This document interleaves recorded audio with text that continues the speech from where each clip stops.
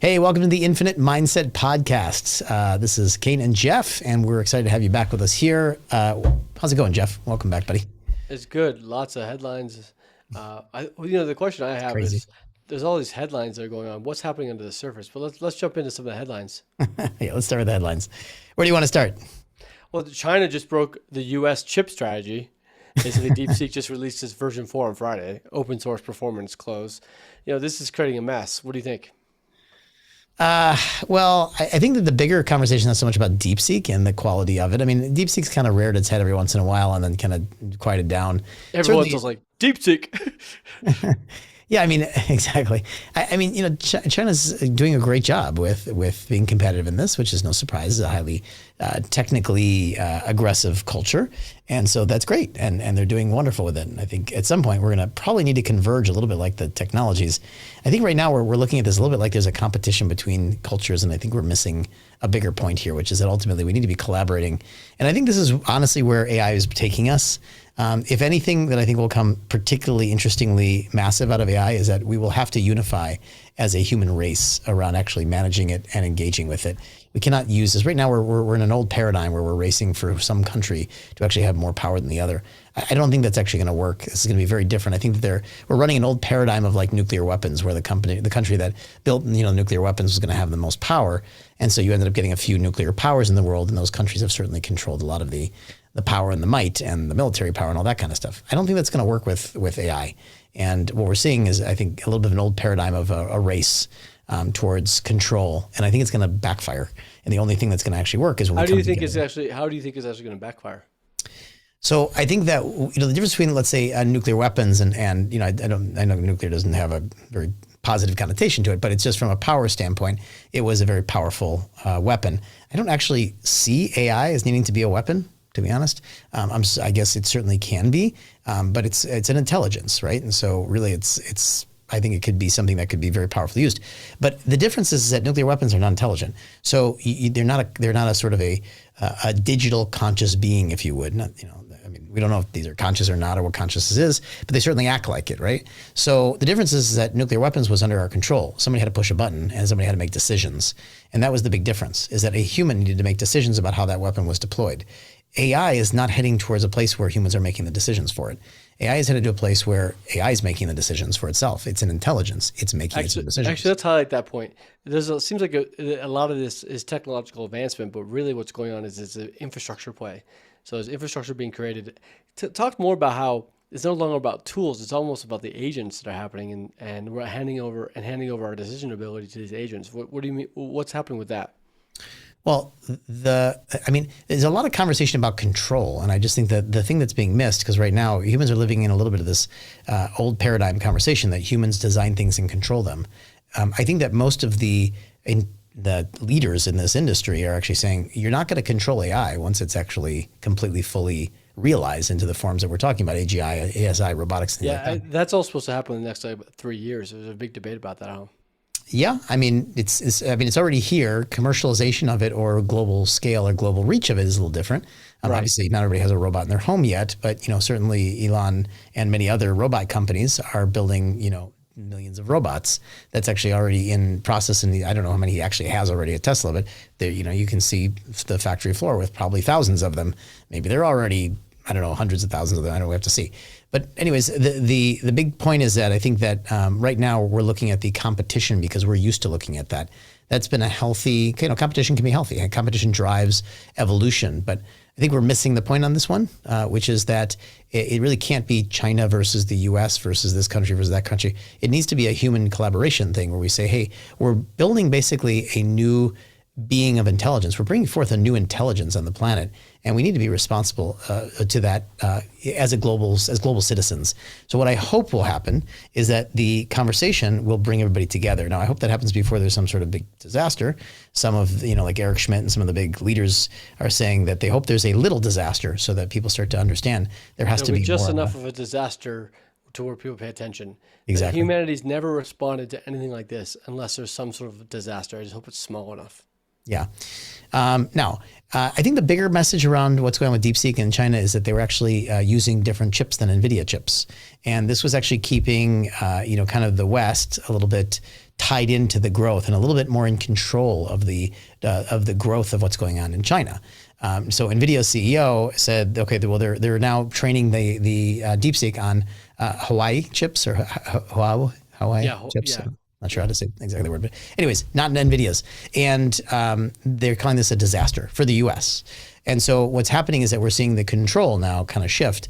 And what we're seeing is, of course, that the US has just basically lost its assumed monopoly on AI infrastructure leverage On the because chips. This is no longer a defensive play where we can decide how much we're going to export in terms of chips and keep our competitors at bay. They now have a whole another way of doing that, and most countries are thinking about that. They don't want to be tied to some other country. No country for growth, no entrepreneur for growth, no company for growth wants to be tied to some sort of resource layer. They want to create their own resources. Even Europe is talking about how they're going to be building their own chips and working on supplying their native companies with their own chips. So with this, how does the everyday entrepreneur, how does this affect them?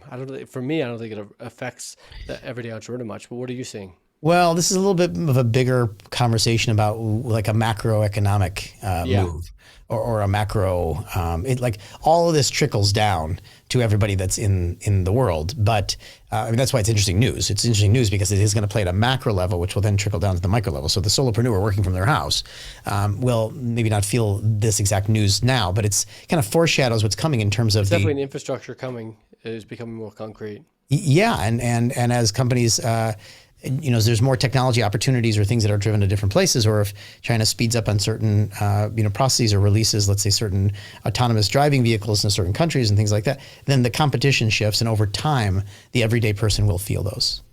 Let's jump into this. The next news of this, which is Google and their that I think will affect that's going to affect the entrepreneurs. Tell us more about that. So Google just bet $40 billion on Anthropic, which. I'd be happy to, if they want to bet on us, we'd be happy to take that. $40 billion. Yeah. That's a wild investment, huh? Yeah. So they put in $10 billion now. They've got they have to hit a certain milestone, $350 billion or something like that valuation they've got right now. When they hit the next milestone, they're putting another $30 billion. Right. And so this is officially now making AI an infrastructure play.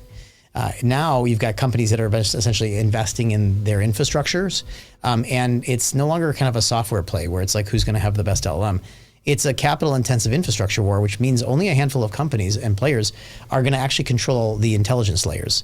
It's interesting because there are hundreds of LLMs out there, and I'm very curious to see how the intelligence layers will continue. I mean, we started with, I guess I would almost say thousands, let's say hundreds of LLMs and tons of small language models. And of course, the large and the small just represents the amount of parameters that the models are trained within. The more training parameters, the smarter it is, the more intelligent it is. So as we start to see these major infrastructure companies investing in each other, we're basically seeing that this is becoming a capital war, like who's got the most money. Well, it's also, so as entrepreneurs, we're going to have less choices because the ones that are going to be seeping to the top that'll be the most intelligent will be Anthropic and ChatGPT and the major ones that have capital. Otherwise, the other ones are going to fall short.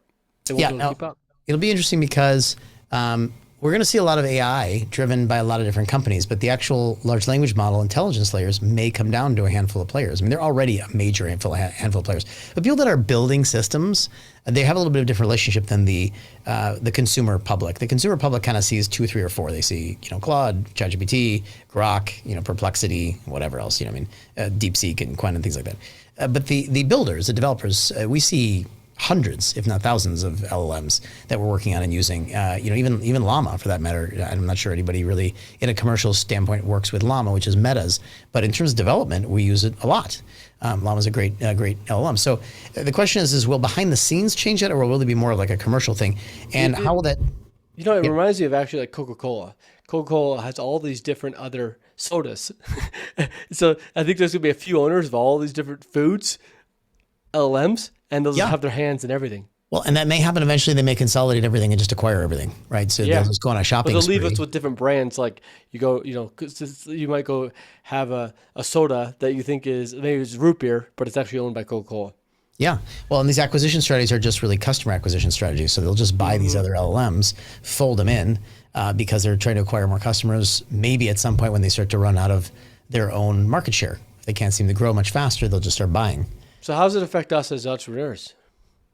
What's interesting, it affects it a lot of ways because I think that many times you'll see a little bit of a different development approach for Google if they're investing in Claude. I mean, first of all, if you put let's say 40 billion, I mean 10 billion right now, 30 billion on milestones. If you put $40 billion into an investment, would you reproduce, duplicate, or compete with that same one? I'm not sure. Like, it's a little bit like, if Apple puts money into a company, they're kind of leveraging that technology by part owning it. They're not going to then go create a competing technology to it on average. Sometimes they do, but it's pretty unusual. So I think we're going to see from a consumer standpoint, a different development strategy. And maybe what Google's saying is, hey, let's not bet on having to compete with like a code. I mean, we've got anti-gravity from Google and things like that. I'm not sure how, maybe they're going to say, hey, look, Claude is clearly kicking everybody's butt in code. So let's just invest in them, buy some equity. Yeah, and then forget our coding. We're just gonna, we own Claude. So if we just push all of our users to Claude code, great, we own it, or we own part of it. And we benefit from people using Claude code. So let's actually put our attention elsewhere. And I think what we'll start to see is Google actually starting to put their attention elsewhere for development. So it might actually give us better tools in the long run. Better and wider variety, in which case, if Anthropic is now, so to speak, in bed with Google, maybe Anthropic will change their roadmap based upon what Google is doing. We'll see if there's more collaboration on that. But I'll tell you what, first of all, we need to give some serious kudos to Anthropic. I mean, this is a company that was the underdog and has now become the number one player. They came out and they spun off of staff that left OpenAI and built a competing product. And everybody kind of at the beginning was like... I find their product far superior than ChatGPT at the moment. Yeah, at the moment, and but it might change. I see it change all the time. Yeah, and sometimes these companies, there's internal company strategy, and then there's product, development. So, I mean, OpenAI just released image generator 2, and it I think actually blows away Nano Banana, which is pretty, I mean, Nano Banana is amazing and excellent. I'm not saying it's garbage.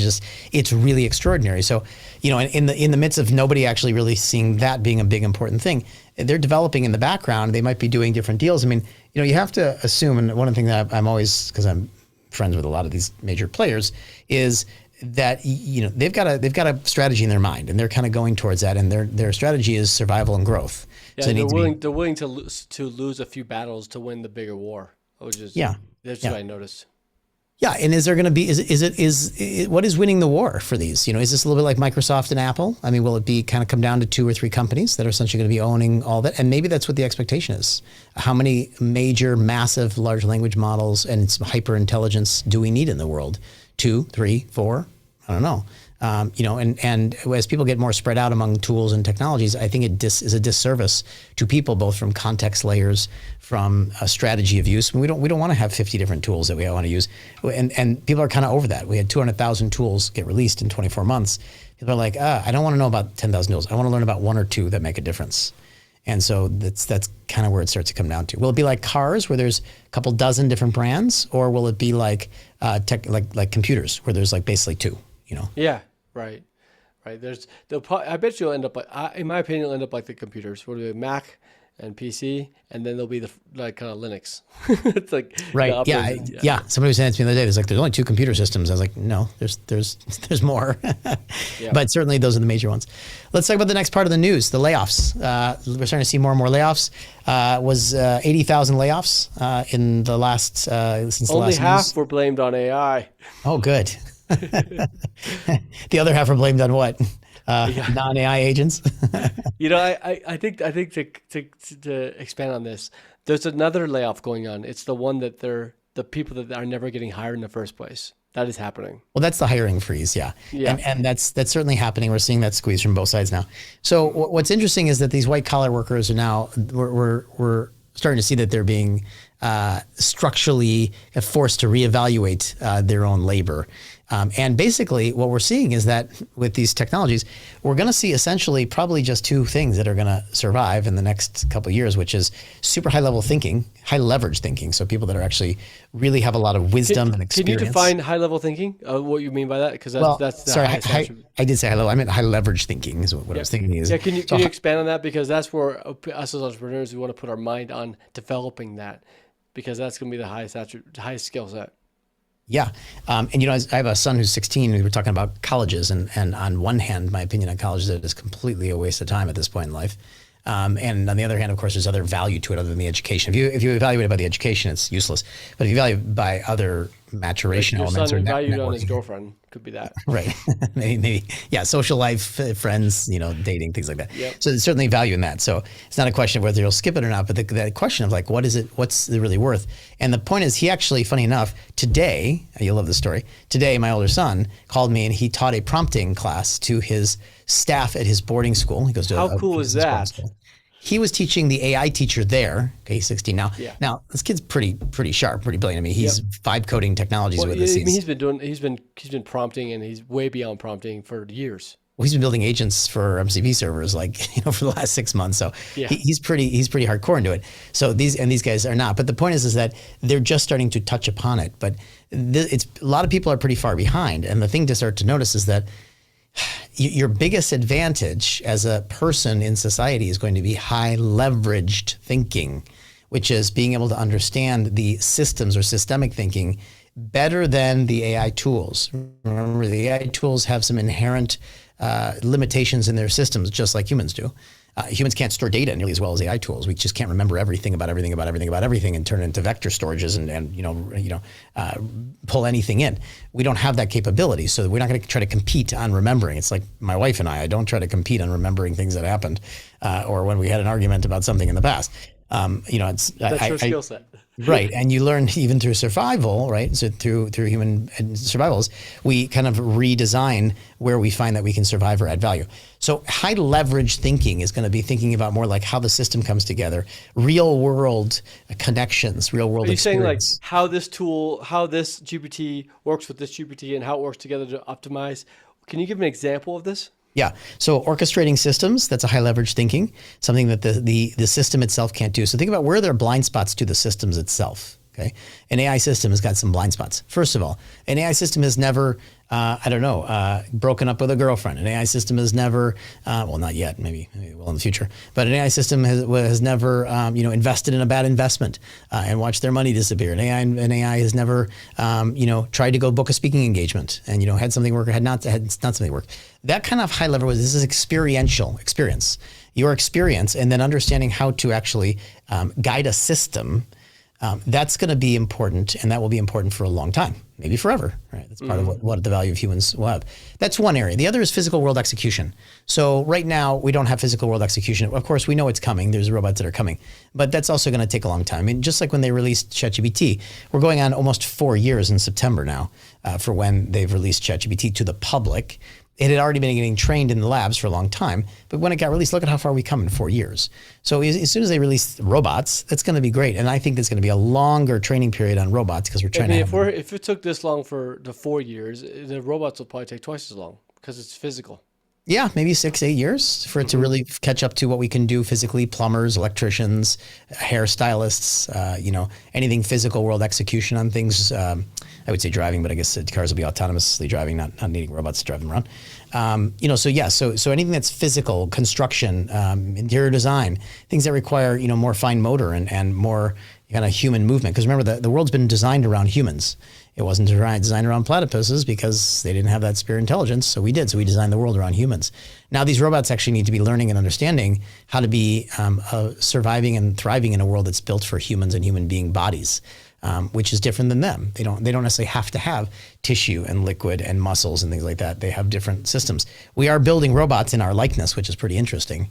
And a lot of robot labs have not necessarily said that that's the best model for robots. But that's a model that's going to simulate human physicality, just like the LLMs have simulated intelligence. I think they had to go with the likeness of it so they integrate. Otherwise, it would be too odd to have them around. I think it is a lot. I think it's odd that they have so they've actually expressed, many different manufacturers of robots have just expressed, they've tested robots with human faces, and that's kind of freaking people out. So they have all these faces of that's why some of the Tesla bots just look faceless. Yeah, they're all faceless, and now there are certainly companies that are specializing in making them really realistic. Sex bots that are coming, but sure, yeah, but all that and faceless ones. Yeah, but for the kind of home, the cleaners, the first step that they're building them for really is like all of the home and all of there's manufacturing and there's all different reasons they're building them, but it's kind of like get rid of the hard work that humans don't really want to physically do. Okay. Yeah, that's going to be faceless. So it's all faceless, right? It's pretty interesting about that. But you know what's interesting? It's just familiar enough. It's not like it looks familiar enough without a face, but it's not so far off the map. I think it's an odd. I'm a bigger fan for a realistic looking robot. I feel like if we're gonna do it, we might as well just go all the way. do it right. Yeah, I shouldn't be able to tell. I mean, looking at a faceless robot, it's gonna have I think actually create a sort of a. I mean, what's gonna happen when they have and not racism, but what's the term that we would have when we? There's tons of movies on this. I don't know what it is. Yeah. There's actually there's great movies on it, right? I'm forgetting what the names are too. I watched a bunch of them, but. I think that it's actually going to make more sense to just actually turn them into human-looking things, and where you almost can't even tell between the humans and the robots. But anyways, We'll get to that later on. That's not so important. But let's check it out. So this 80,000 layoffs and this labor shift is basically saying that knowledge work is getting structurally dismantled. And that it's now starting to force the reevaluation of human labor. So you want to start thinking about either you're going to head into a physical world execution, which funny enough, we just started looking at investing in a whole bunch more construction landscaping companies. And then separately is high leverage thinking. How do we start to orchestrate the systems, thinking around the system side of things? Let's move on to the next piece of news, which is the Sony robot. You want to dive us into that? Yeah. So what's going on with the robot? I guess it beat a tennis player, which is a big deal for my dad. So yeah, it was on Nature, the cover of Nature. Is that what it was? Yeah. I mean, I just want to know why that's so important to the entrepreneur, because it's not about the tennis, obviously.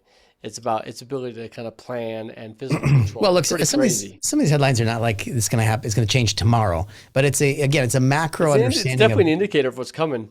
Yeah, and it's basically, it shows that AI has really crossed into real world autonomy, meaning it can now replace not just thinking work, but it can also replace pretty good coordinated physical skills at pretty elite levels. Yeah, pro tennis player, that's pretty crazy. Yeah, tennis? I mean, I'm not sure table tennis robots are that important to everybody, but those fine motor skills are. Exactly. So that's actually an indication that we're starting to actually get to a place where the robots can actually do physical world, which means now nobody's job is safe, right? Which is fine. Most of people would have preferred not to ever work. I think we just need to find an alternative, and suddenly it was going to go from fear to happiness. Like, oh, I don't have to work and I'm going to get paid a huge amount of money. Bring them on. Let's have all the robots we can have, that kind of thing. So we just need to find find a proper structure for that. But what it did do is it showed that we've crossed from basically digital intelligence to embodied intelligence. Is that we've gone into the real world with a set of embodied intelligences, moves, and it has to do planning, perception, and physical control at millisecond, concepts or ideas or planning. So that's actually pretty cool, and that's a big breakthrough. Yeah. What about the vectors? Now Anthropic found 171 emotion vectors inside Claude. Why is that relevant for us as entrepreneurs? So the biggest thing about this is really emergent behavior. And emergent behavior is complex and interesting. It's got some great opportunities to it and some scary stuff to it. And so, Anthropic found 171 emotional vectors. What that means is they discovered neural activity patterns and behaviors that were like emotions. Okay, so what we've all said, they don't feel anything. Actually, they're starting to demonstrate or simulate. Simulate emotions at a pretty accurate level. We took a hike up Camelback this weekend with one of my good buddies, and he's a senior developer at an executive at AWS, very high up the chain. And we were talking about this, and I was actually very much standing that, that AI intelligence is creating essentially consciousness. And he's like, well, they're not. They're never really going to be like humans. They're not. And I was like, but we don't know what consciousness is, and it kind of comes down to this: like they're now demonstrating and simulating emotions. Are they having emotions, or are they simulating emotions? And what's really the difference? Well, I think that there's just because it's a really good replica doesn't make it real, but the replica can still serve a purpose. It's kind of wild. So what about this? The first part of the story is that they actually found them, and they didn't. That's the first thing, they found them, okay, and they actually found that they could tweak or adjust these behaviors. They could bring down the desperation vector, and the model would stop cheating on hard tasks, right? But the bigger thing is that they didn't design these. They actually emerged by themselves. Oh, it came from the chaos within it, that little black box. It actually emerged? Yeah. So what it's really seeing now is that we're not fully designing AI behavior anymore. We're discovering and we're tuning emergent systems, which... So it's almost designing itself now. Correct. That introduces a whole world of power and risk, or weirdness, which we all knew was coming. I mean, this is not so basically that's surprising. That's a big deal. That's a big inflection point to cross. That's huge. Yeah, I mean, the speed at which this is happening is more fun now than past, because, you know, when we would come up with harebrained or crazy ideas of stuff that could happen, the dreamers, the entrepreneurs, we would come up with it, and then it may take 5, 10, 20 years for it to emerge. So there's going to get no satisfaction. Yeah, I mean, you got no satisfaction in saying, I told you so. But now I can like basically say to somebody, check out, this is where it's going. And they're like, what? And then 3 or 4 months later, I'm like, see, it's here now. And so it's pretty crazy how fast everything's evolving. Well, let's move into AI is going agentic. Yeah, that one's because we're talking about them having these emotions now. How's this affecting agentic? Yeah. So Yelp launched an assistant this week that books orders, and pays inside one chat. Microsoft's running GPTs and Claude side by side in Microsoft 365. That's an interesting one, right? To fact check each other. Okay. And so what we're starting to see is everything starting to converge. This is called the singularity, essentially. We're starting to see everything converge. And the user interfaces are collapsing into a single conversational layer. It's starting to eliminate traditional funnels. It's putting decision and transaction power into one system. And the bottom line is that control is shifting from human tools to systems executing all the outcomes. So it's cross-referencing against each other now. Yes. Well, in that particular system, yes, they're checking the fact checking between each other, which is simply, it's an orchestration. It's called LLM as a judge. It's been going on for a long time, actually. It's not anytime new. I mean, we actually have it built into our systems too. All of our AI district technologies, we actually have 2 LLMs checking each other because that's just the best way to get. That makes sense. It's checks and balances. Makes sense. So here's what all of this means. Let's just put it all together. Let's just like summarize. This is just wild. Let's separate the signal from the noise. What's the signal under all this? So for the last 20 years, we've basically lived in a society that's valued things like apps, Facebook, Google, search, SaaS tools, interfaces, websites, dashboards, CRMs. That layer is starting to get commoditized, okay? And what it's replacing it right now is a stack where value is concentrated in things like compute and chips, foundation models, agentic orchestration layers, and embodied systems like robots and real-world execution. So each of these headlines we talked about today essentially are saying the same thing. The real implication is that we're watching essentially the death of the tool economy and the birth of the autonomous execution economy. So before, humans used to use tools to do work. Now systems are deciding, they're acting, they're executing, they're creating things. They're even self-evolving, they're emerging with new behaviors. This is not a tech shift. It's essentially a total control shift over decision-making itself. And whoever's going to control the compute, the models, and the agents is going to control the markets, the labor, the economic outcomes, and the information flow. So ultimately, the question is not how do we use AI in our businesses anymore? It's where do I sit in the intelligence stack, and how do I own leverage there? And that's what I want you to be thinking about. So everybody's listening to this. We're now thinking about how can we move into orchestration layers, system designs, and capture exponential leverage instead of just how do I just apply this stuff or essentially use tools. That's where things are going to get commoditized. Now we need to actually start to move into system design and orchestration for our careers and our companies. Yeah, well, that's a lifelong pursuit of orchestration. Thank you, Kate. That was great.